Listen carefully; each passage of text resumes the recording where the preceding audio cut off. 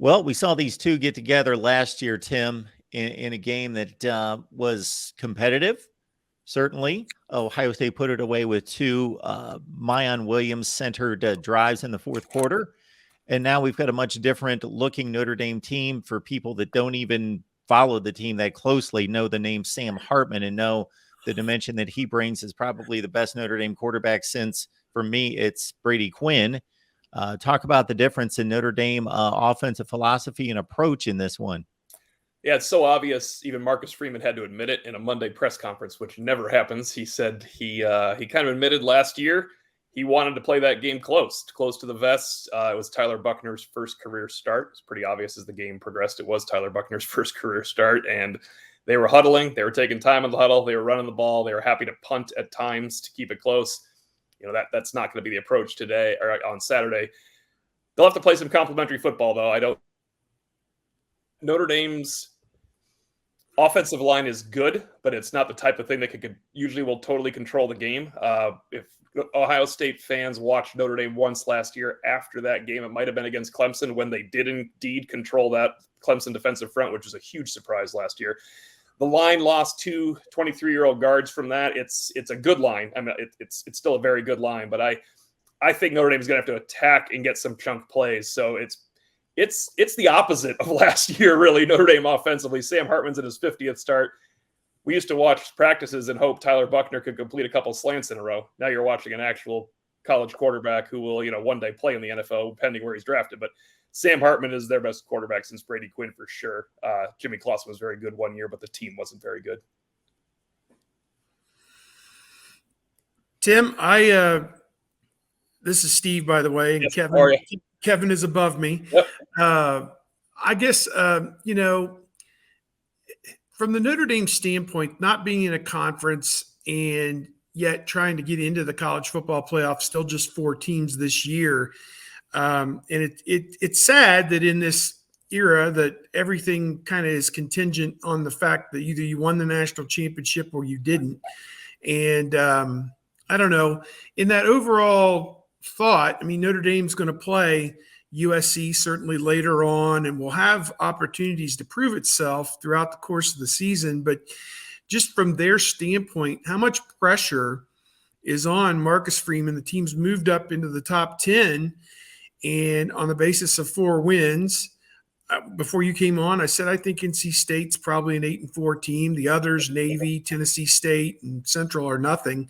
Just I guess what's your thought? I mean, what does this game at Ohio State? It's like if they lose this game, people are going to jump off of a bridge, forgetting the fact that Ohio State can still run the table and get in the playoff at 12-1. For Notre Dame, those opportunities are fewer and far between. Yeah, Notre Dame, they might have taken it's interesting because they played undefeated Duke coming up after this game, and Notre Dame fans were happy Duke beat Clemson. Looking at the season, we looked at Notre Dame's schedule and thought, all right, you have top 5 Ohio State, you have top 10 USC, which is now number 6, and you have top 10 Clemson, which has fallen out. Now, Clemson obviously can get back in. They have Florida State coming up. The Ohio State game is Notre Dame's best chance at a statement game. They also need Notre Dame Clemson to be a one-loss team when Notre Dame faces Clemson. The interesting thing about Ohio State is, and how this schedule works, I cannot remember Notre Dame's schedule like this in my life of 35, 40 years of watching them, where the best team they've played through 4 games is, you are correct, going to be 8-4 NC State. I mean, normally you have Michigan, you have Ohio State, you have Nebraska, you have somebody you've put a rivalry game like Michigan State would be in there. Right now, Notre Dame plays undefeated Ohio State, undefeated Duke, should be undefeated, undefeated Louisville, should remain undefeated, and undefeated USC unless Deion gets them in a row. So that is their statement. Ohio State through USC. If they run that, you can lose 1 game at Clemson, but you have to run that.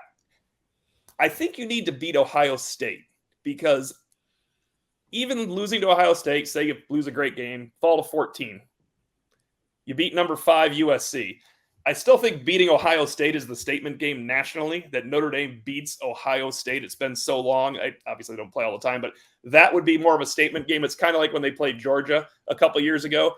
Notre Dame had a really good year, but that was the statement game. You have to be able to win at Georgia. You have to be able to beat Georgia at your own place. I think this is the one that matters most. It's just it's interesting because Clemson's loss was that was the other game where you look, if you're playing 3 top 10 teams and you go 2-1 against them, you should be at least number 5 in the number 4 conversation going in. Now I feel like this is the main one. Could you then lose to Caleb Williams? Well, if USC goes 12-0 and wins the Pac-12, you probably can. But they got to get one of these, and I feel like the Ohio State one's more of a statement than Notre Dame USC, because Notre Dame beats USC more often than they don't. Hey, Tim, first of all, tell Jack Freeman to get off his lazy ass, or I will. But when I'm looking at the Notre Dame roster, there's not necessarily that top tier, top name receiver. It seems to be receiver by committee. How would you kind of describe the receiver position? And if you're, if you're an Ohio State fan going into this who hasn't watched a lot of Notre Dame, I mean, who would you have eyes on? So it is receiver by committee. You're absolutely right. I think redshirt sophomore Jaden Thomas, number 83, is the most consistent player. He will play the most snaps because he's also their best blocking wide receiver. The fan favorite is Tobias Merriweather, number 5, and he's the one that looks like he should have gone to Ohio State when he walks in the wide receivers room, because he's 6'4.5", and he just looks like he's in the NFL already, but he is not polished. However, he is actually playing because he's a good blocker as well. They're really relying on the running game. The 2 guys that no fans would know outside of Notre Dame are 2 true freshmen, and they've worked their way into the rotation. It's number 19, Jaden Greathouse. He was Cade Klubnik's wide receiver actually at Westlake High School in Texas in the state championship team, true freshman. And then Rico Flores from California is a true freshman, number 17. So 17 and 19 are the up-and-coming guys for Ohio State fans to watch. Jaden Thomas doesn't come off the field often because he's a bigger receiver in that he can play slot, so it's almost like you have a second tight end there, but he's also plays to the boundary. He's caught a couple deep balls from Hartman already this year. He had a 38-yarder there against Central Michigan. Interestingly enough, he is the one of this group that did not play well against NC State, which we have talked about as the best defense Notre Dame has faced. So that would be a cause for concern, I think, for some Notre Dame fans, that when he was faced with a really quality corner, that was his worst game. He kind of dropped a perfectly placed bomb early in that game, and I don't think it wasn't a drop as much as a definite should have caught. You know how those work when you're running full speed and it hits you in the hands on the outside shoulder. I think he maybe lost a little bit of faith. Hartman might have lost a little faith in that game and looked elsewhere. But those are the 4 guys to watch. The emerging player is, they usually have one at tight end, is Holden Stays, number 13. He has 4 touchdowns in the last 3 games, a couple of long ones against NC State. But it is 100% receiver by committee, and it will be all year. I don't think if Jaden Thomas goes out and gets 100 yards against Ohio State, it doesn't mean I think he's going to get more than 45 at Duke. It's just that's not where they are right now. There is no Harrison. There is no Golden Tate, if you want to go, or Will Fuller. They don't have that right now.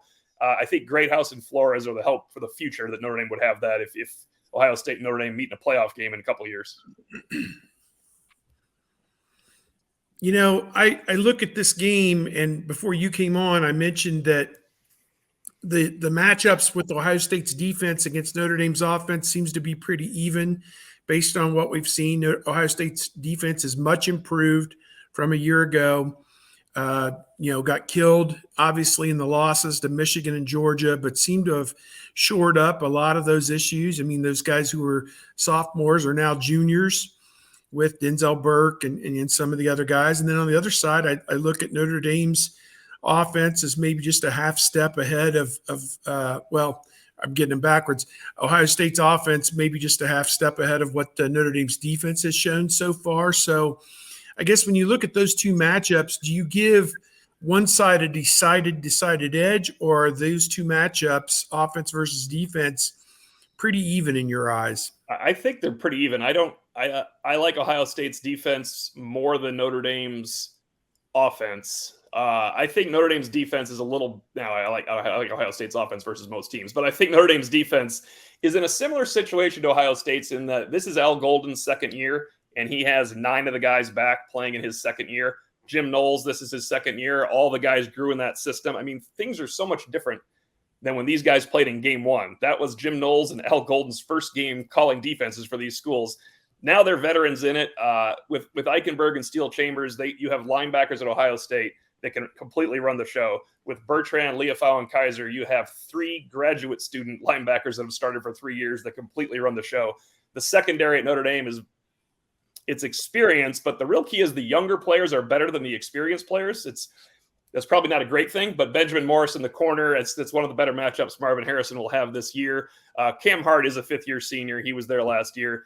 They have safeties that have played. They have one safety he's their sixth defensive back now, Clarence Lewis, that started in the playoff game against Alabama. Seems like a very long time ago during COVID, but he's been around that long. So it's an experienced group. The question I have, and in the spring, I looked at the front at the front four, and I thought they have 8 really good backups.